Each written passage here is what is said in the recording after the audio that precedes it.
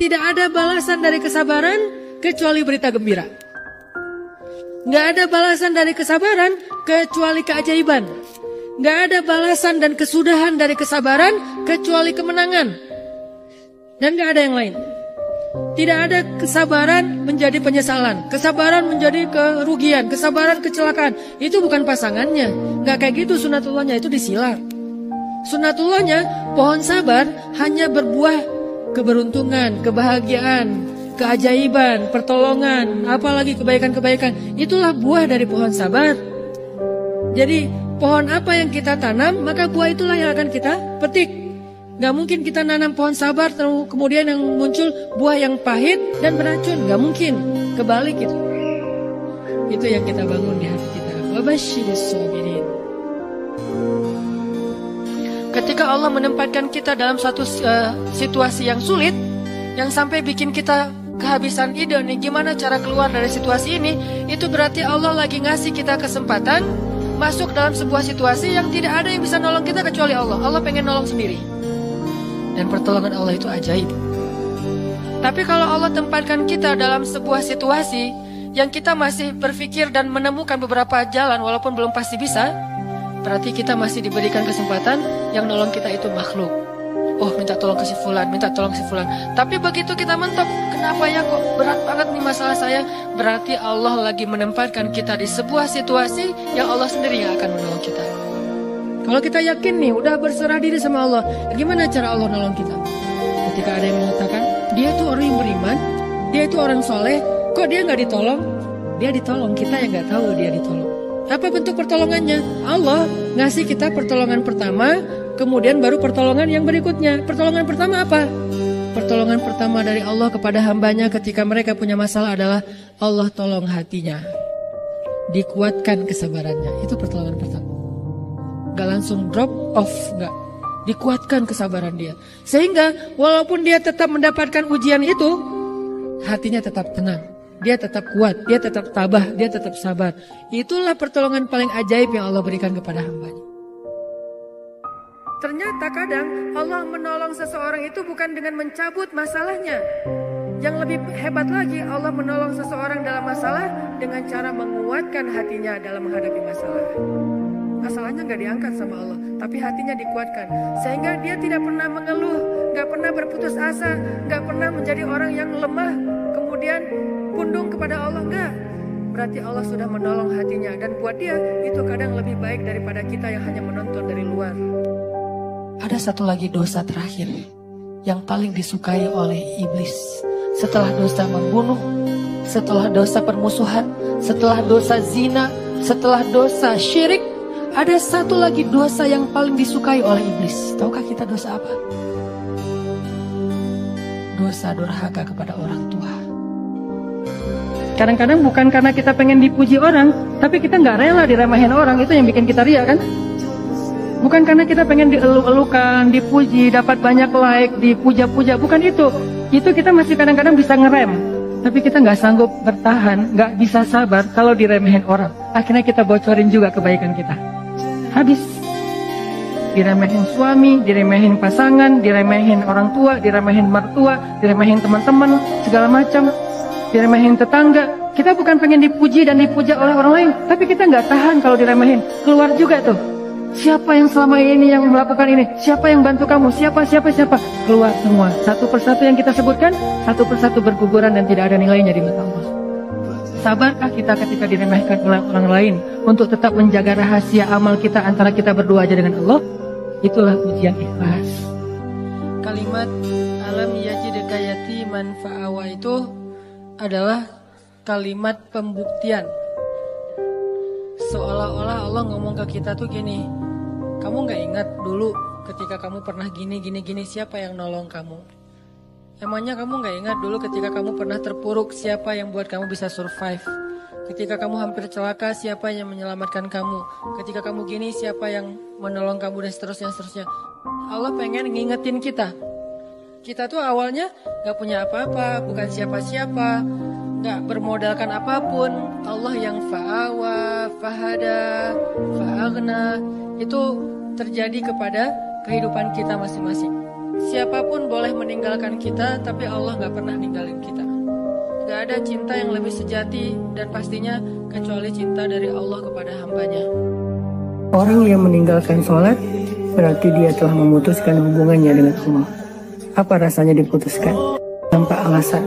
Kita udah baik kepada seseorang, kita perhatian kepada orang itu, kita berkorban kepada orang itu, kita memberikan semua hak orang itu.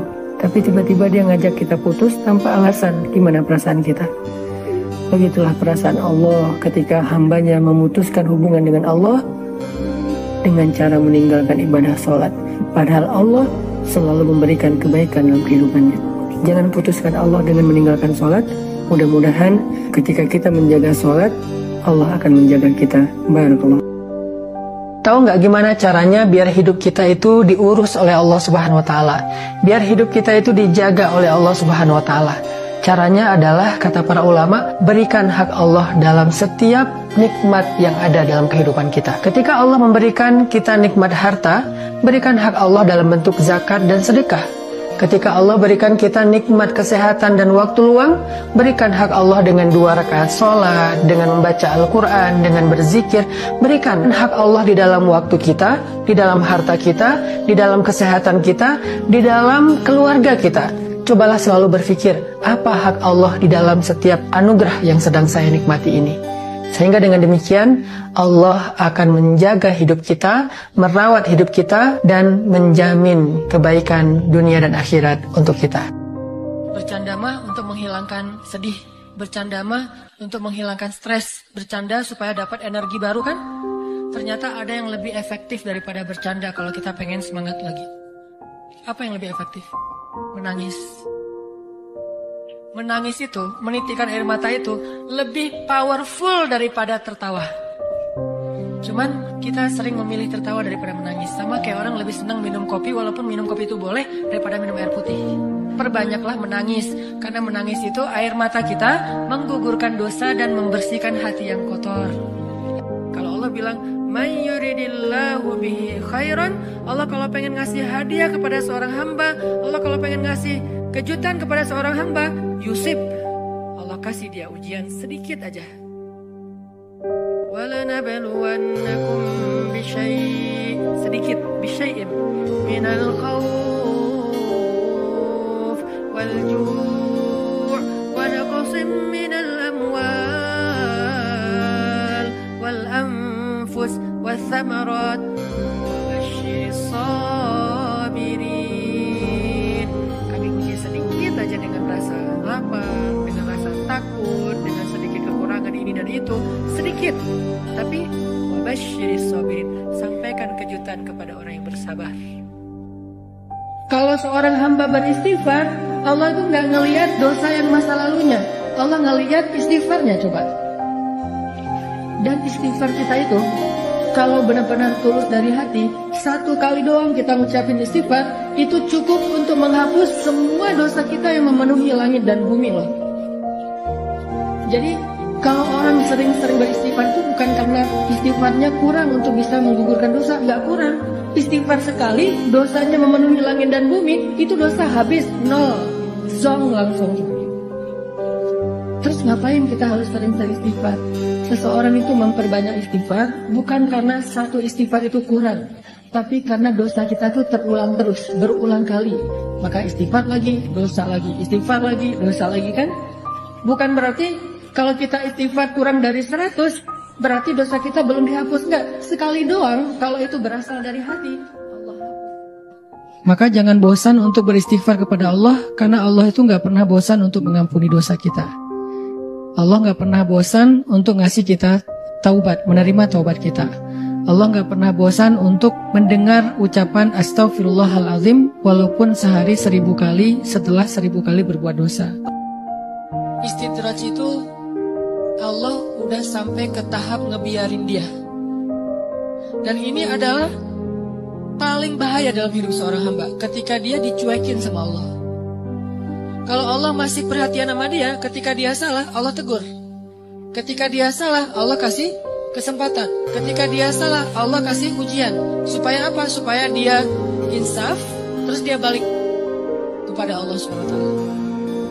Kalau orang masih dikasih ujian, masih dikasih musibah, masih ditegur sama Allah dengan niat supaya dia balik, sebetulnya Allah masih perhatian sama dia. Justru ketika ada orang yang bikin dosa terus Allah biarin aja, gak ada masalah setelah dia bikin dosa dan seterusnya, kayaknya hidupnya tuh lempeng, nyaman. Sebetulnya Allah lagi nyuekin dia, dan dicuekin Allah itulah seburuk. Kalau kita pengen tetap woles pas menghadapi kesulitan, pegang janji Allah.